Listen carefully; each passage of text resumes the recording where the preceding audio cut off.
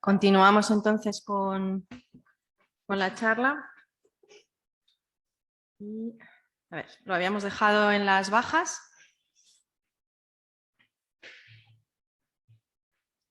Espera.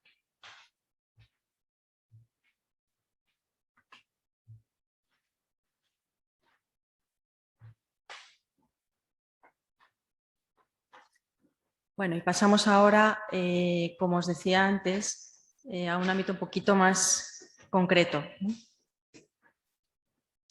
Y lo primero que hay que saber es qué es un museo, cuál es la definición de museo. Tenemos por una parte la definición de este organismo internacional del que os hablaba antes, el ICOM, el Comité Internacional de Museos, que lo dictó en 2007, si bien ha estado intentando desde entonces también renovar incluso esta definición. Y desde hace poco, de hecho, nos pasaron una serie de cuestionarios para seguir renovando la definición. Pero la de 2007, que sigue vigente de momento, es esta. Un museo es una institución permanente sin fines de lucro, al servicio de la sociedad y abierta al público, que adquiere, conserva, estudia, expone y difunde el patrimonio material e inmaterial de la humanidad con fines de estudio, educación y recreo. ¿Y cuál es la definición que aparece en esta Ley de Patrimonio Histórico Español del año 85 y que previsiblemente la nueva ley, con seguridad de hecho, la nueva ley de la que os hablaba de patrimonio, que se ha presentado en el Consejo de Ministros y que esperemos que se apruebe próximamente. Pero hoy día, la definición que tenemos vigente en España en el ámbito estatal, no autonómico, porque cada una de las autonomías después, cuando ha legislado, ha dictado su propia definición, muy similar, por supuesto, pero la que tenemos en el Estado es esta, y son museos las instituciones de carácter permanente que adquieren, conservan, investigan, comunican y exhiben para fines de estudio, educación y contemplación, conjuntos y colecciones de valor histórico, artístico, científico, técnico, de cualquier otra naturaleza cultural. Hay que hacer notar que de esta definición se derivan también una serie de áreas funcionales o departamentos que habitualmente, con los que habitualmente están organizados los museos. No todos los museos tienen los mismos departamentos, ni muchísimo menos, pero habitualmente sí que tenemos unas áreas de funcionamiento bastante similares, ¿no? Y que se derivan en parte, no en el todo, porque también se ha quedado anticuada la definición para eso, se derivan, como digo, de las funciones que se mencionan en la definición de museo, ¿no? Y hay una que es fundamental en los museos y en la gestión de colecciones, que es la documentación, que no está citada en ninguna de las dos definiciones que os acabo de leer.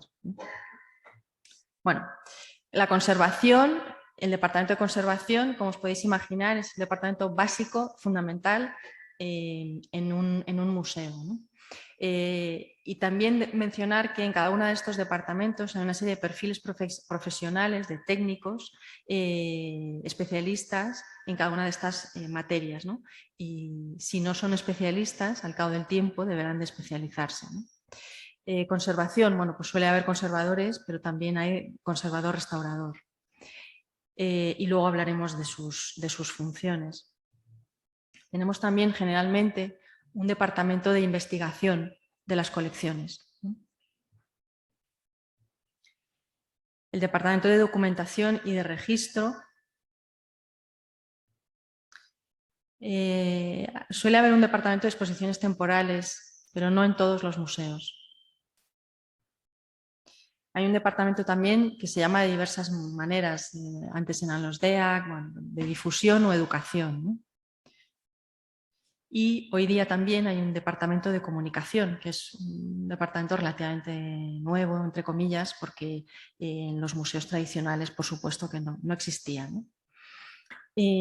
Como digo, en cada uno de estos departamentos hay profesionales con perfiles específicos y especializados para llevar a cabo sus funciones. Pero en realidad todos estos departamentos están involucrados en la gestión de colecciones. Incluso el Departamento de Educación y el Departamento de Comunicación. Algunos en mayor o menor medida, pero todos tienen que ver con la gestión de colecciones, porque la gestión de una colección es en sí la razón de ser de un museo. Un museo no existiría sin esa colección, ¿no? Y por lo tanto, en los museos, todos estos departamentos deben o deberían de trabajar en permanente comunicación y conexión, ¿no? Porque el trabajo de unos depende siempre del de los otros, ¿no? Y esto es algo básico para la organización. Bueno, tenemos también en los museos una serie de documentos de gestión, como en cualquier otra organización, pero claro, en nuestro caso son documentos específicos para nuestras funciones y nuestra actividad.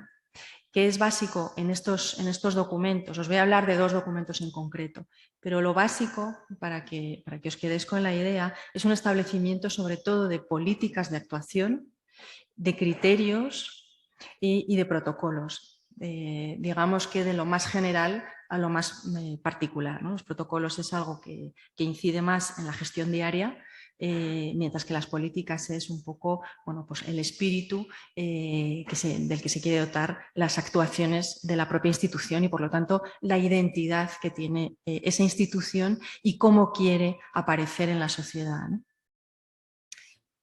Os decía que os iba a hablar de 2 tipos de documentos de gestión. El tradicional de siempre de los museos es el plan museológico. Hace ya muchos años, en 2005, si no recuerdo mal, el Ministerio de Cultura, a través de la Subdirección General de Bellas Artes, de Museos del Ministerio, publicó además un manual que es como básico para la elaboración de los planes museológicos. Un plan museológico en realidad es un documento algo estático, pero que es el documento clave, básico, pilar para el funcionamiento de la institución como tal, ¿no? ¿Y de qué se compone? Bueno, pues primero tiene que definir cuál es esa institución, es decir, más allá de que esto es un museo, bien, qué tipo de museo, qué fines tengo, qué quiero hacer y cómo lo quiero hacer, ¿no? Se establece una serie de programas y dentro de esos programas unos proyectos, que no tienen por qué ser proyectos anuales, ¿no? Sino que son proyectos de la institución. Lo más interesante es ver qué programas suele tener un plan museológico. Esos programas, por un lado, desde luego, el más importante es el programa institucional, que es un poco lo que os decía antes, definir la identidad de la institución, hacia dónde se quiere dirigir y de qué manera y cómo hacerlo, ¿no? También hay un programa de colecciones, un programa arquitectónico, un programa expositivo, no solo de las exposiciones temporales, sino también de la permanente, ¿no? De la colección permanente. Un programa de difusión y de comunicación, un programa de seguridad y, claro, también de recursos humanos y un programa económico, ¿no? Como en cualquier organización. ¿Y qué puede contemplar un programa de colecciones? Solo he marcado algunos ejemplos, ¿no? Para que veáis el tipo de documento del que os estoy hablando. Tiene que haber, de manera imprescindible, un programa de incremento de colecciones. Hemos estado hablando de las formas que tiene una colección de crecer, pero yo tengo que haber reflexionado previamente con mi equipo de cómo quiero que esa colección crezca, hacia dónde, con qué tipo de piezas, cómo quiero adquirirlas y qué condicionantes tengo para realizar esto, ¿no? Es decir, por ejemplo, entre otras muchas cosas, un programa de incremento de colecciones tiene que haber unas prioridades, una selección, unos criterios deontológicos también de formas de adquisición, de todo lo que hemos estado hablando antes, unos medios de captación de posibles ofertas, etc., ¿no? ¿Qué tiene también un programa de colecciones? Pues un programa de documentación, porque para la gestión de colecciones es básica la documentación. Entonces tiene que contemplar, bueno, pues campañas de inventariado, de digitalización de los fondos, documentación de procesos de documentación, entre otros muchos, ¿no? Tiene que haber también un programa de investigación. Las colecciones se tienen que seguir investigando. Ese es un proceso además que no termina nunca, ¿no? y tiene que haber unas directrices generales sobre las líneas de investigación que se quieren marcar por parte de la institución. ¿Qué relaciones queremos tener con otros organismos de investigación o con otras instituciones culturales? ¿Qué tipo de colaboraciones queremos establecer en el ámbito de la investigación, ¿no? Los museos, hoy por hoy en España, no son OPIs, no son organismos públicos de investigación. Sin embargo,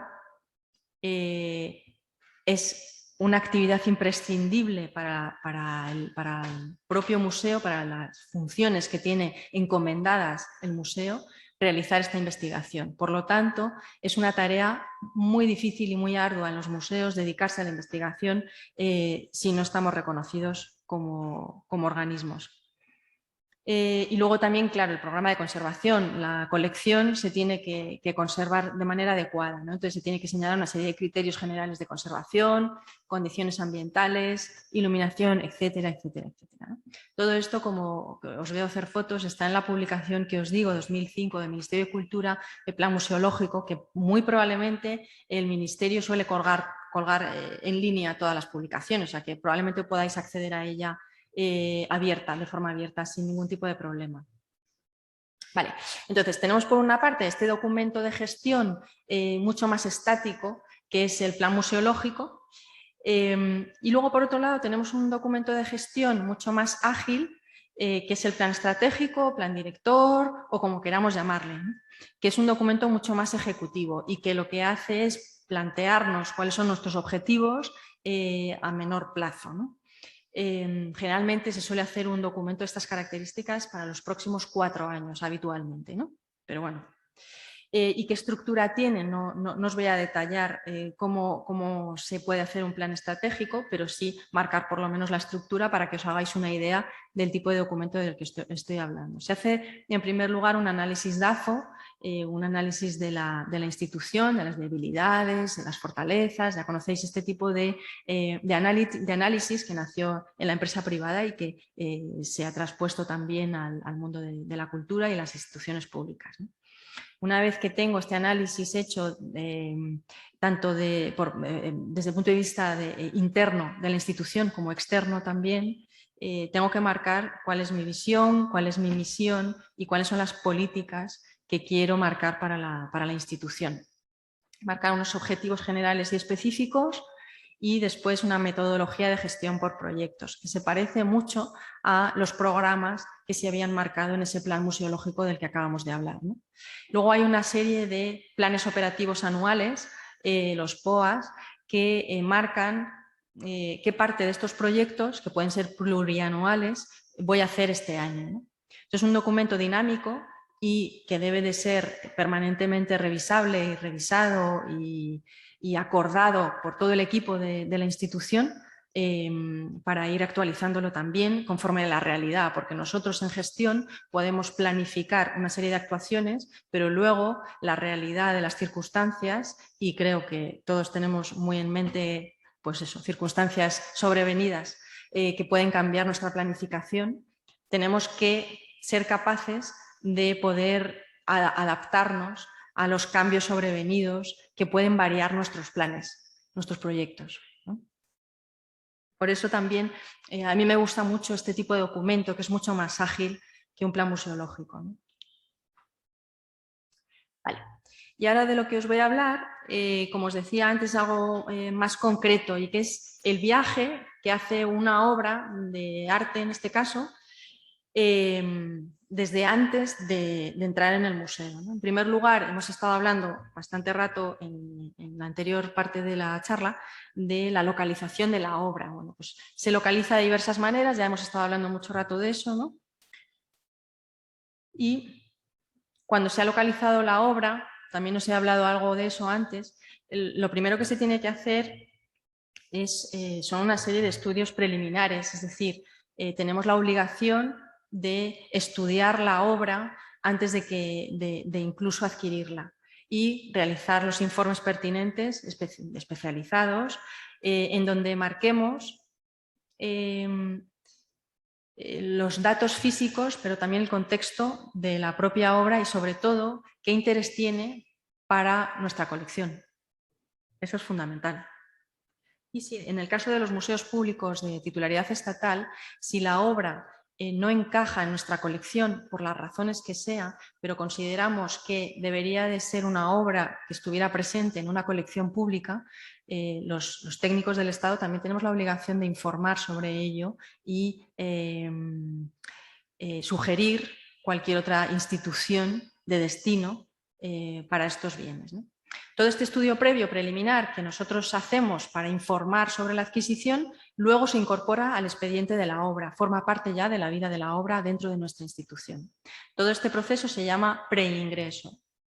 Entonces, una vez que ya la obra ingresa en el museo, tenemos estos pasos que os marco aquí. Tenemos el ingreso propiamente dicho, el registro, el inventario y la catalogación. ¿Qué es el registro? Bueno, pues tiene como objeto la inscripción de los datos relativos a la identificación básica de los bienes que las integran, ¿no? Y constituye el principal instrumento jurídico-administrativo que acredita y protege los bienes culturales custodiados en los museos. Suministra información y es una ayuda indispensable para el conocimiento de la historia de las colecciones del museo y en caso de robo y reclamación es un auténtico documento probatorio con valor legal. Es decir, lo que hablábamos antes, de toda la usucapión, de la guerra civil, etcétera, etcétera, etcétera. Este es un caso excepcional, pero desde el momento en que una obra de arte se registra en una institución pública, estoy hablando del Estado, este registro tiene valor legal, ¿no? En caso también de dudas acerca de la titularidad. El inventario. Bueno, el inventario del fondo tiene la finalidad de identificar el bien cultural mediante unos datos básicos. ¿Cuáles son? Pues lo primero es darle ese número de inventario, que también tiene ese valor legal e incluso económico del que hablábamos antes, de que hasta que yo no tengo un número de inventario no puedo pagar la factura de la compra de este bien. Después tenemos el nombre del museo al que se adscribe, es decir, donde está incluyéndose en qué colección, el nombre del objeto, la clasificación genérica, es decir, si es pintura, escultura o es indumentaria, materia, descripción, dimensiones, forma, fuente y fecha de ingreso y número de registro. Estos son datos básicos de inventario de los que se encarga el Departamento de Documentación y en concreto el registro, el Departamento de Registro. Debe documentarse también la ubicación dentro del museo. El tema de la ubicación es un tema apasionante, del que luego os hablaré. Y luego las piezas se siglan. Igual que habéis visto en las bibliotecas, que hay un tejuelo en el libro que marca con un número, es un número de registro en ese caso, nosotros en los museos tenemos que marcar en la obra de arte el número de inventario que tiene esa obra de arte.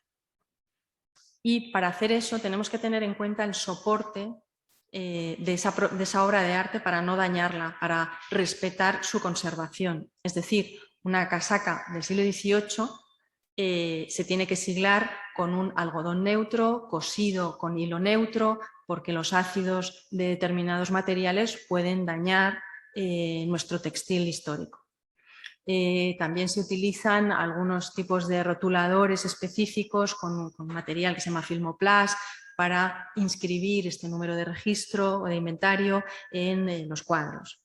La cerámica se sigla de otra manera, es decir, cada uno de los soportes, que es muy heterogéneo en los distintos museos, por ejemplo en el Museo de Artes Decorativas, tiene una fórmula de siglado específica que quiere ser permanente, de manera que no se pierda esa identificación a través del número, pero que sea respetuosa con la conservación del bien, ya que antiguamente pues se realizaban estos siglados con materiales y con fórmulas que dañaban las piezas. Vale, entonces documentar la adquisición. Tenemos el expediente de adquisición, la forma de ingreso, la fecha de ingreso, la fuente de ingreso, que ya lo hemos marcado, el valor del fondo, es decir, por cuánto lo hemos comprado, qué valoración le hemos dado a esa donación, de lo que hablábamos antes, a efectos de desgravación, etcétera, etcétera, etcétera. Después, nosotros en museos también utilizamos las valoraciones de los bienes, pero no a efectos de mercado, sino o sea, la valoración a efecto de cómo ha ingresado esa pieza en el museo.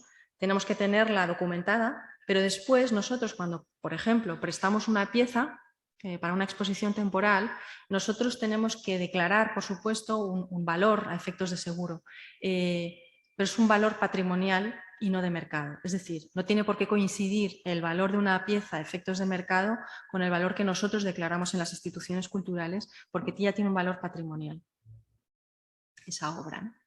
Y luego también, por supuesto, pues cuando una pieza ingresa en un museo, lo primero que hay que hacer es hacer un estudio físico de su estado de conservación, ¿no? Hacer esos informes de conservación.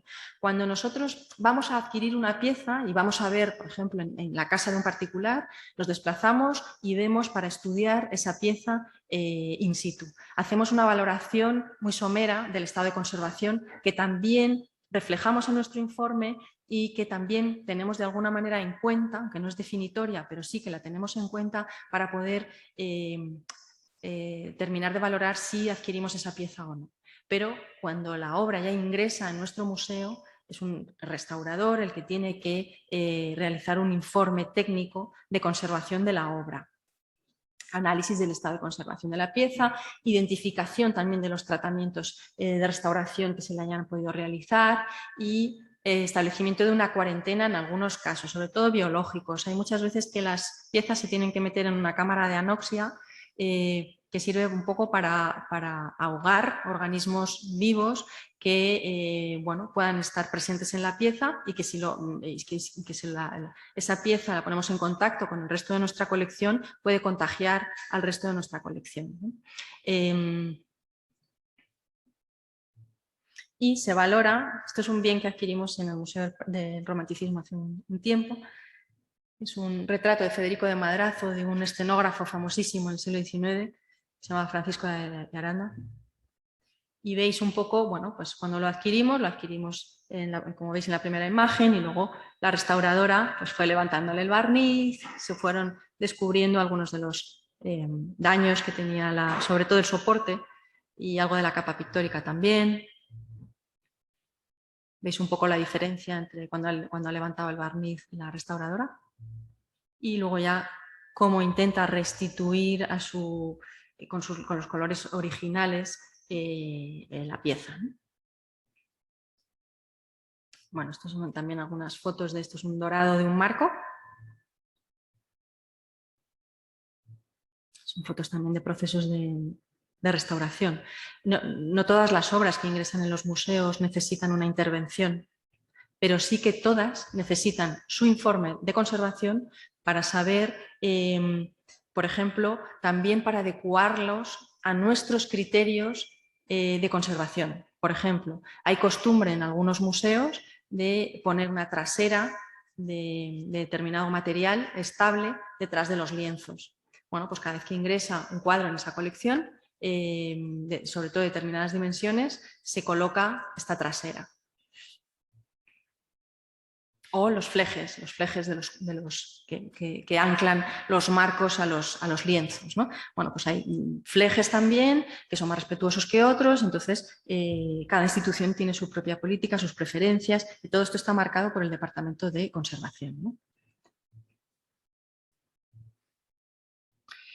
Documentación gráfica, claro, bueno, pues igual que en un documento nacional de identidad, pues todas las piezas que ingresan nuevas en un museo tienen que ser fotografiadas y esta fotografía está incluida en el inventario y es la forma de identificación preferencial. Antiguamente, las fichas antiguas no tenían foto, claro, y la descripción del bien era fundamental. Hoy día hay que hacer un seguimiento de la vida del objeto incluso anterior a nuestro ingreso, es decir, si nosotros podemos conseguir fotografías de nuestra obra de arte antes del ingreso a nuestra institución para documentar la historia del objeto, sería lo ideal, ¿no? Pero después, en cualquier caso, ya es nuestra responsabilidad cuando ingresa en el museo. Tenemos que hacerle una foto cuando ingresa, antes de restaurar, durante la restauración, después de la restauración, si lo hemos hecho, y luego a lo largo de toda su vida dentro de nuestra institución. Y luego, veis aquí, esto que veis ahí abajo, esa fotografía es una ficha antigua, parecida a las fotografías de Navascués, que fueron fichas de Navascués, que fueron las primeras que se instauraron en los museos hace ya muchísimos años. Y luego, el tema de las 100 preguntas. Había un libro muy famoso hace muchos años en museos que decía eso, que una obra, un objeto, un bien cultural, aguanta 100 preguntas, yo diría que incluso más, para intentar conocerlo lo mejor posible, ¿no? Y de eso se trata también la catalogación. La catalogación de un bien cultural intenta desbrozar cuál fue el contexto cultural en donde fue generado ese bien cultural, por supuesto su datación, el lugar de producción, su procedencia, la autoría, la identificación iconográfica fundamental, la bibliografía y la historia del propio objeto, ¿no? Veis en imagen, la imagen de arriba es un pantallazo de la herramienta de gestión museográfica que tenemos en museos estatales y que se ha también extendido, creo que a más de, no sé, son 200, no sé el número, pero un número muy elevado de instituciones culturales en el país, que es DOMUS, Documentación en Museos, ¿no? Es la herramienta de gestión que se utiliza en estos museos, no, por ejemplo en el Thyssen, no en el Prado ni en el Reina Sofía, pero no solo los museos de titularidad estatal, sino también de gestión autonómica y de muchos de gestión municipal y de otras titularidades se han integrado a DOMUS. Entonces, además, DOMUS tiene una salida web a una plataforma digital que se llama Hispana, en donde se integra todo el patrimonio español, no solo ya procedente de museos, sino también en Hispana está, por ejemplo, la Biblioteca Nacional, y a su vez se enlaza a otro repositorio que es Europeana. Por lo tanto, son motores de búsqueda, estos repositorios en donde se puede encontrar sobre un tema específico bienes que están tanto en museos como digo, por ejemplo, en la Biblioteca Nacional o en otro tipo de instituciones, ¿no? Y la otra pantalla que veis es la imagen de Ceres, que es la pasarela web de Domus. Bueno, pues nosotros ya hemos ingresado nuestro bien y lo hemos catalogado, ¿no? Ahora tenemos que decidir si lo vamos a colgar en nuestra exposición permanente o lo vamos a almacenar en nuestras salas de reserva o en los almacenes, ¿no? Si nosotros decidimos exponerlo en la permanente, tenemos que tener en cuenta lo que pongo ahí, que es el valor del relato. Nosotros en los museos contamos historias con piezas y hay muchas maneras de contar una historia.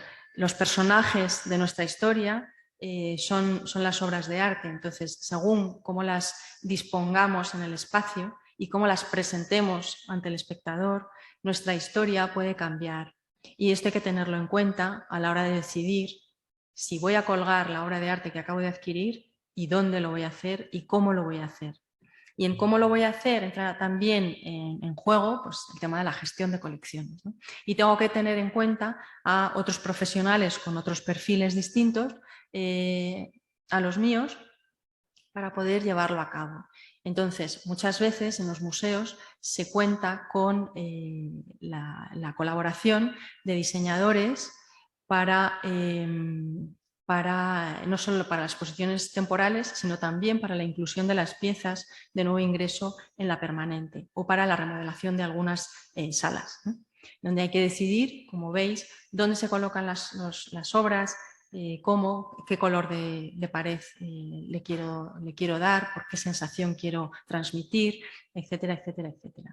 Para todo esto, por supuesto, hay que hacer una contratación también de empresas especializadas en manipulación de obras de arte, Porque hay algunos museos, como el Museo del Prado, que tiene una brigada de arte, que, quiero decir, personal propio de la casa, que ya está acostumbrado además a manipular las piezas de la colección, pero hay otros, la mayor parte de los museos no cuentan con este personal especializado y lo tienen que contratar, ¿no?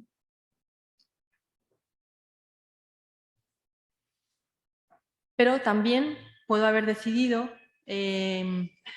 almacenar, como digo, esta obra de arte que acabo de ingresar en mi colección. Bueno, pues también la gestión de colecciones tiene que ver con la gestión de las salas de reserva o de almacenes, ¿no? En ese programa arquitectónico también hay que decidir qué espacios de mi infraestructura voy a dedicar a salas de reserva, a almacenes. Porque además tienen que ser unas salas en donde la climatología sea especialmente estable. Las tengo que dotar de unos medios de conservación óptimos para los bienes culturales. Tenéis en imagen, por ejemplo, unos peines, que es la infraestructura básica para colgar cuadros, sobre todo, no se ven bien, pero bueno.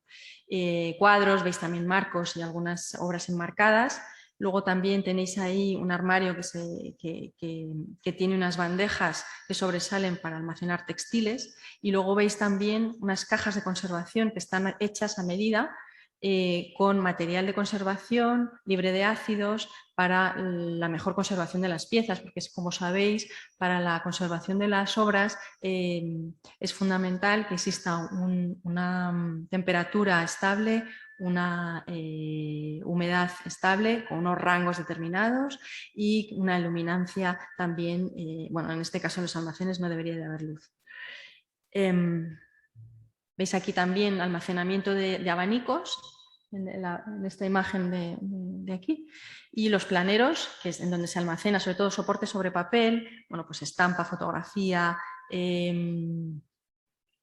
dibujo y en general obras sobre papel, y luego también formas de almacenar indumentaria, ¿no? La gestión del almacén tiene que ver con la conservación, pero también tiene que ver con la documentación, porque hay que saber en cada momento en dónde se encuentran nuestros bienes culturales, ¿no? Y la ubicación en ese sentido es básica. Bueno, después está también la difusión. Es verdad que la difusión no está involucrada de manera directa en la gestión de la obra de arte, pero sí que está en conexión con ella, como no puede ser de otra manera, ¿no? Para dotarle de contenidos y porque nosotros tenemos la obligación también de difundir en nuestro patrimonio, ¿no? Entonces, bueno, pues hay herramientas web, como veis aquí, y luego también hay actividades. En las actividades también hay que poner en conexión a los departamentos de colecciones con el departamento de educación, porque en algunos casos hay bienes culturales que, como veis en la fotografía, que están guardados en los almacenes, que son manipulados, enseñados en talleres al público general, ¿no?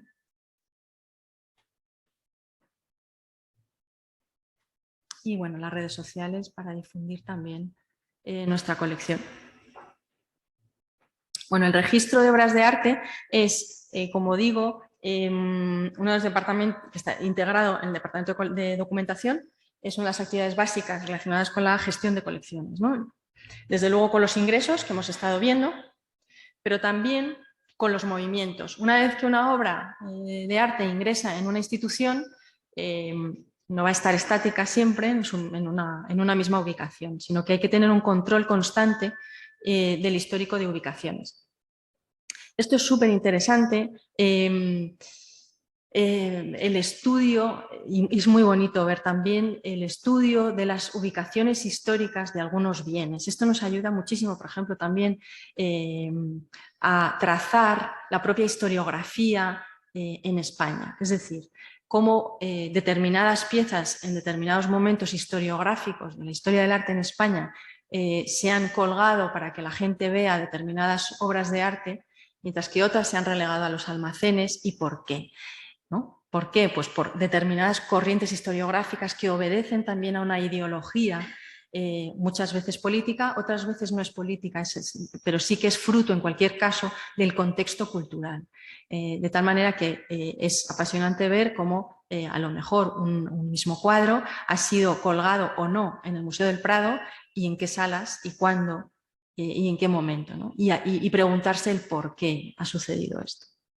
Quiero decir que algo que puede parecer baladí en primera instancia, como bueno, las ubicaciones de las piezas en los museos, bueno, pues es un mecanismo de control y de seguridad, por supuesto, y de conservación, pero también es un mecanismo de investigación, que nos sirve para la investigación y que nos sirve para conocer nuestra propia historia del arte.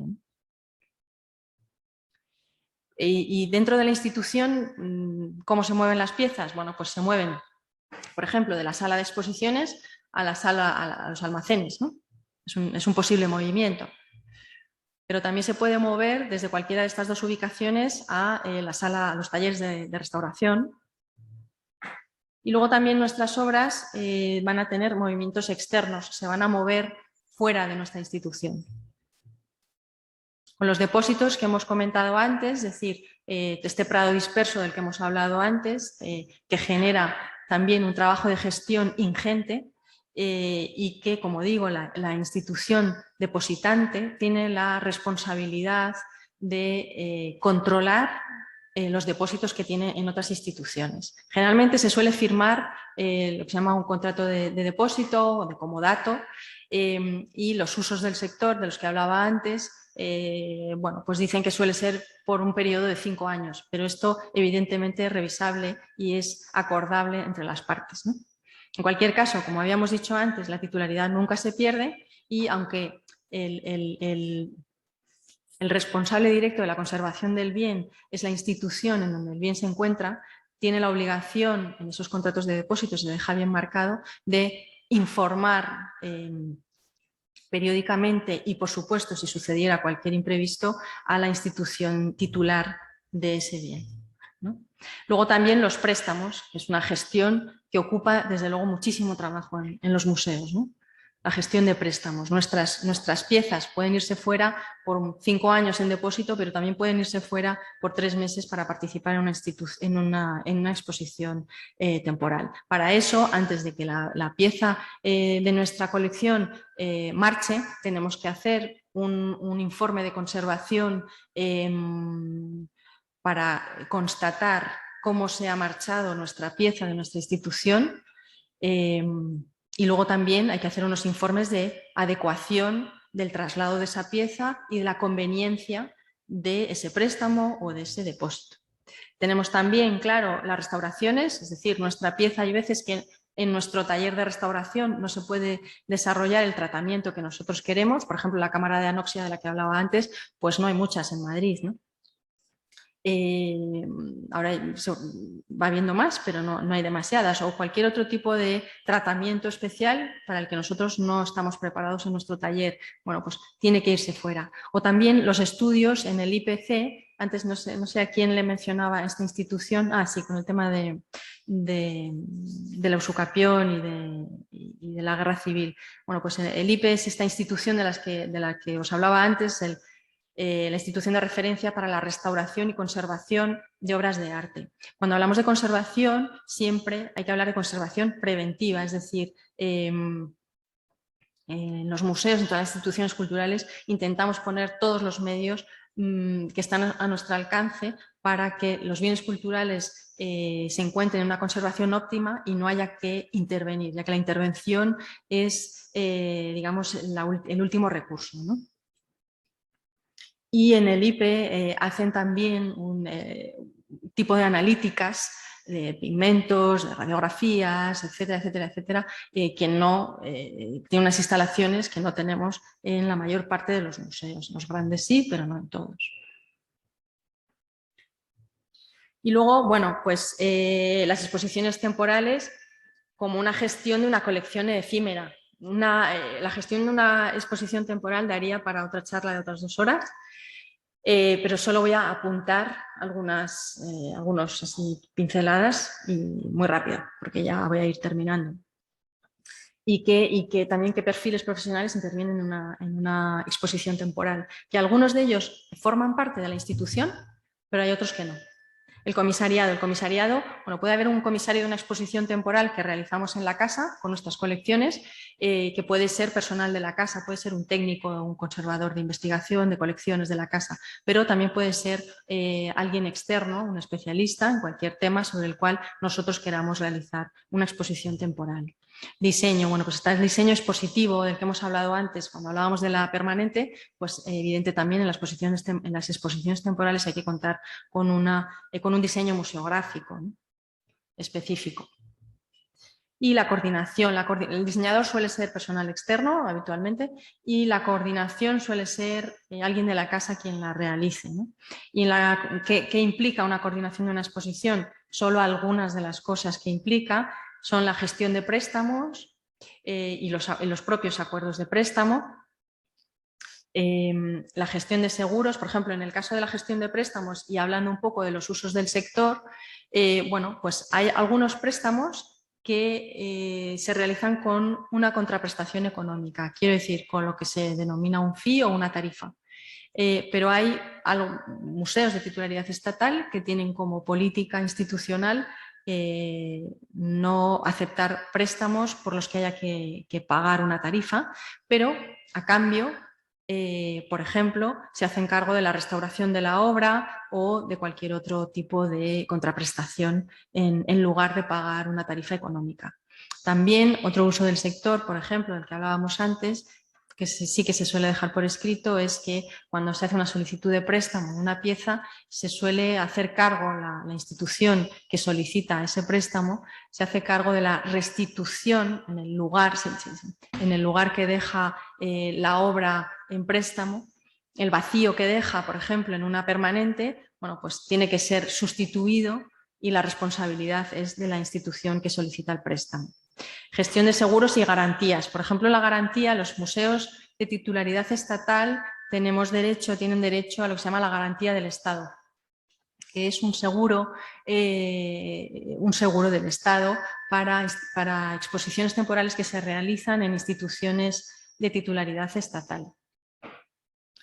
Gestión de correos. Los correos son aquellas personas de la institución que presta la pieza que tiene que acompañar la pieza en todo el viaje que ésta realiza, desde que sale desde la institución prestadora hasta que llega a la institución prestataria y tiene que cerciorarse de que esta obra ha llegado en las condiciones de conservación adecuadas, de que se va a instalar de una manera adecuada, con los medios de conservación también convenientes. Y no solo con eso, sino que también, por ejemplo, la cartela sea la adecuada, entre otros aspectos, ¿no? Montaje y desmontaje, claro, el montaje de la propia exposición también hay que gestionarlo y suele ser habitualmente también una empresa especializada en este tipo de actividades quien lo hace, y el transporte, lo mismo, el transporte de obras de arte es un transporte especializado, siempre.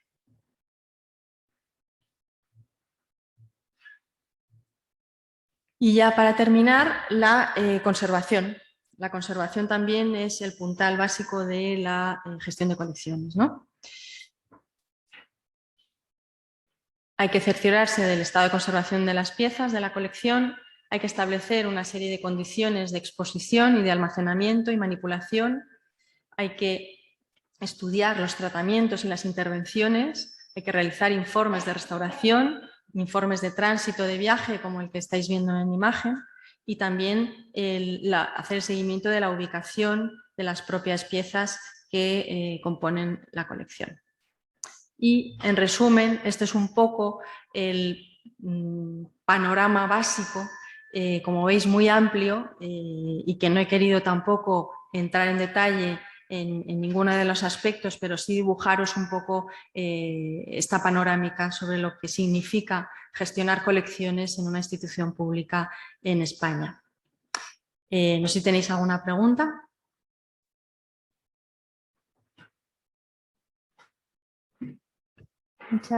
Hola, muchas gracias. No tengo el micro. A ver, ¿ahora? Sí. Muchas gracias, Asunción. Ha sido aquí estoy, abajo. Es que con la voz se me oye en todo el salón. ha sido buena idea lo de parar, ¿no? Y hacer ese descanso, aunque realmente o sea, nos ha hecho estar como muy atentos, ¿no? Esa paradita y volver a retomar. Me ha parecido muy interesante, nos han metido en ese viaje, ¿no? de la obra desde el principio hasta el final.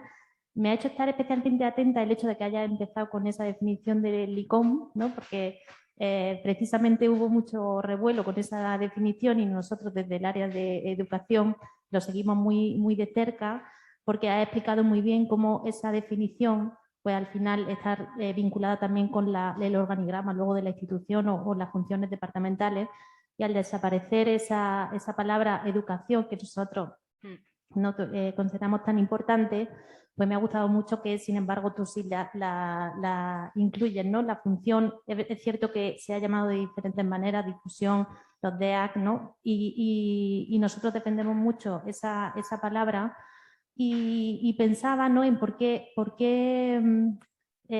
ocurre a veces con esta dificultad, ¿no? de trabajar en conexión, ¿no? Todos esos departamentos, incluso también el de comunicación, que incluías también como un departamento más reciente. Y en ese viaje que hacíamos con la obra de arte, pues efectivamente veo que hay cosas que son muy fáciles de medir o de catalogar, de inventariar, ¿no? La fotografía, la descripción, pero hemos llegado a ese final del viaje y es justo donde yo me encuentro ahí, ¿no? En ese viaje desde donde nosotros como educadores partimos, ¿no? Era muy interesante cómo efectivamente dónde cuelgan la obra o cómo la cuelga, en qué sala, de qué manera cambia el discurso del museo, el relato, la narrativa. Y hay una parte en la que, o sea, como reflexión, ¿no? Que nosotros arrancamos precisamente en el valor, ya que estamos hablando de colecciones artísticas, en un valor del arte que es difícil de medir, ¿no? Y que apela más a las emociones, a la conexión con el público y que no se puede fotografiar ni bueno, describir, ¿no? Pero apela a esas emociones, a la creatividad, a la inspiración, ¿no? Y además la dificultad que tiene, porque ahí empieza otro agente, ¿no? Que no es el profesional del museo, no es el educador, ni es el conservador, ni el restaurador, sino que es el público, la persona que ya no forma parte de esa institución, ¿no? Pero que sí forma parte de la vida del museo y de la obra. Abrimos un turno de preguntas, ¿no? No sé si alguien quiere preguntar algo.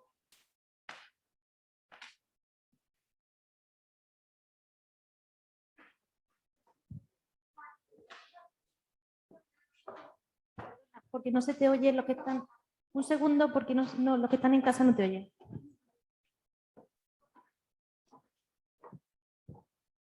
Al hilo de la definición de museo, ¿seguís manteniendo la misma definición que os en un futuro? Que va a salir una nueva ley y tal. ¿Mantenéis la misma definición de museo? Bueno, una colección permanente, básicamente. El texto del anteproyecto de ley que hay, de ley de patrimonio, yo no he accedido a él. He accedido a lo que está publicado tanto en la web del Ministerio de Cultura como en prensa. En cualquier caso, lo lógico sería que esa definición de museo se reformara, se actualizara cuando se apruebe el reglamento de museos de titularidad estatal. Es decir, primero tenemos que esperar a que se apruebe la ley de patrimonio y después probablemente, aunque ya digo que no conozco el texto de la ley, pero me imagino que después habrá que esperar a que se haga un reglamento de museos para volver a actualizar esa definición. Digo porque yo también formé parte en un momento dado de una comisión de revisión de ese reglamento y estuvimos discutiendo largo y tendido precisamente sobre este tema de la definición de museo, que es un tema polémico, como muy bien habéis apuntado ya, ¿no? Me interesaba tu opinión en concreto. ¿Mi opinión? Sí. Sobre la definición. Sí. Bueno, yo creo que tiene que ser lo más inclusiva posible, ¿no? Es verdad que en el seno de esta comisión que comento discutíamos mucho también sobre que una definición tampoco puede pretender agotar absolutamente todo, ¿no? Todo lo que implica la institución museo, porque hoy día además vivimos en un mundo cada vez más complejo. más inclusivo, y entonces, bueno, esta definición se nos podría llevar a lo mejor a ser algo demasiado extenso, pero sí que yo soy favorable, por supuesto, de ser lo más inclusiva posible, y claro que hay que mencionar, tienen que aparecer palabras como educación y como documentación y como investigación, claro que sí, sí, sí. Y conservación. Muchas gracias. Tenemos preguntas del chat, ¿no? ¿Perdón? Hola, hay unas cuantas, ¿eh? A ver. Vale. La Real Fábrica de Tapices creo que tiene un estatuto especial. ¿A quién corresponde la propiedad de su producción? Este es un tema muy complicado jurídicamente. Sí que está presente el Ministerio de Cultura en el patronato, pero es una entidad privada. A ver, la siguiente. ¿Pueden sumarse a los programas de investigación de la Unión Europea de forma autónoma? ¿Perdón? Perdón, los museos, Sí. al no ser OPIs, ¿pueden Sí. sumarse a los programas de investigación de la Unión Europea de forma autónoma? Pues mira, es que este es un tema complicado, como decía antes. Como museo, no. Como museo, a ver, normalmente en los proyectos de investigación europeos tienes como dos tipos de perfiles, digamos, ¿no? Por simplificar. Uno es el promotor y luego tienes como socios dentro de este proyecto de investigación. Entonces, el museo nunca puede ser promotor, por lo menos los museos de titularidad estatal, que es lo que yo conozco, pero sí que pueden sumarse como partners, como socios, ¿no? De hecho, la Unión Europea en los últimos años, desde hace bastantes años, digamos que premia a los proyectos de investigación que incluyen también otro tipo de instituciones como son los museos. Y no solo proyectos de investigación culturales, sino también a lo mejor proyectos de investigación científica, ¿no? Porque lo que intenta la Unión Europea también es ser lo más transversal posible. Por lo tanto, ¿puede participar el museo? Sí, pero no puede ser promotor de ese proyecto de investigación. Eso como institución. Después, por otro lado, están las personas que trabajan dentro del museo, los profesionales que trabajan a lo mejor en ese departamento de investigación, que como doctores pueden también asociarse a determinados proyectos de investigación en la universidad, por ejemplo, o en proyectos que se promueven desde la Unión Europea. Si por un accidente se pierde el siglado de una base de datos de una obra concreta, ¿Cómo? Perdón, si por un accidente se pierde el siglado sí. de una base de datos de una obra concreta, ¿cómo podría recuperarse o qué criterios se seguiría para reasignárselo? A ver, el siglado es la marca, es como nosotros marcamos en la pieza su número de inventario, su número de DNI, por decirlo de alguna manera. Entonces, esto, si se ha perdido, nosotros tenemos mecanismos para saber que esa pieza tenía el número 5, por poner un ejemplo, ¿no? El siglado con el Filmoplast se ha caído, por ejemplo. Bueno, nosotros sabemos a través de fotografías, a través del libro de registro y a través del inventario que describe la obra, que ese es el número 5. Bueno, pues lo volvemos a siglar. Si a lo que te refieres es a que perdemos el número de inventario, esto es más complicado, pero también hay una labor ahí apasionante de documentación para los técnicos. ¿Cómo? Bueno, pues como digo, hay un libro de registro, por una parte físico, o siempre ha habido, aunque ahora se está perdiendo, es verdad, y se hace electrónico, y también hay un inventario, es decir, ya estamos hablando de dos documentos distintos, ¿no? Y se describe en ambos de una manera más somera o más extensa este bien cultural, ¿no? Que encima suele venir asociado a una fotografía, pero no solo eso, sino también luego nosotros tenemos un expediente de adquisición o de donación o de lo que sea, en donde se nos habla de ese bien. Por lo tanto, tenemos muchas maneras, muchas pistas para encontrar cuál puede ser ese número de inventario. Es verdad que en las colecciones históricas de los museos, en donde los momentos en los que no se hacían estos mecanismos o estos documentos de gestión de la información, de documentación, y resulta a veces muy complejo descifrar cuál era el número de inventario original de una colección histórica. Bueno, pues lo que se suele hacer en esos casos es cuando ya se han agotado absolutamente todos los mecanismos de investigación, es efectivamente dotarle de un nuevo número de inventario, siempre y cuando en su ficha de catalogación se deje claro que es un número de inventario nuevo que se asigna por estos motivos y se describen los motivos. Es decir, nosotros en documentación lo que tenemos que ir dejando es constancia constante de cuáles son nuestras actuaciones y qué es lo que nos ha movido, que nos ha motivado a llevarlas a cabo. ¿Cómo se conservan los grandes paños? ¿Como tapices? ¿Cómo se conservan los grandes paños? Paños. Los textiles, me imagino. Me imagino, sí. Bueno, lo que más daña a un textil siempre es la luz. Esto lo veis en en vuestra propia indumentaria. Estoy segura de que habéis visto a lo mejor en algunos escaparates de tiendas antiguas cómo se ha decolorado el color del textil, ¿no? La luz es, en el caso del textil, quizá el agente más dañino y más peligroso. También por los rayos ultravioletas. También, bueno, los cambios mecánicos higrométricos, es decir, por la humedad, también un textil puede variar su conformación. Y, por último, la temperatura, ¿no? Como cualquier otro bien cultural, por otra parte. ¿Cuál es la mejor manera de conservarlos? Siempre un textil normalmente en plano, es decir, un gran planero como lo hemos visto antes en bandejas, es lo más adecuado para que las tensiones del peso no lo deformen. No obstante, los tapices, si tienen que estar colgados habitualmente, lo que se suele hacer es dotarles de un marco con travesaños para aligerar esos pesos de la propia materia que lo conforma, ¿no? Ya no hay más preguntas. ¿Alguien tiene alguna más? De aquí, del chat, están contestadas. Bueno, pues nos hemos alargado un poquito, pero muchas gracias, Asunción, porque ha habido preguntas muy concretas, ¿no? Sí.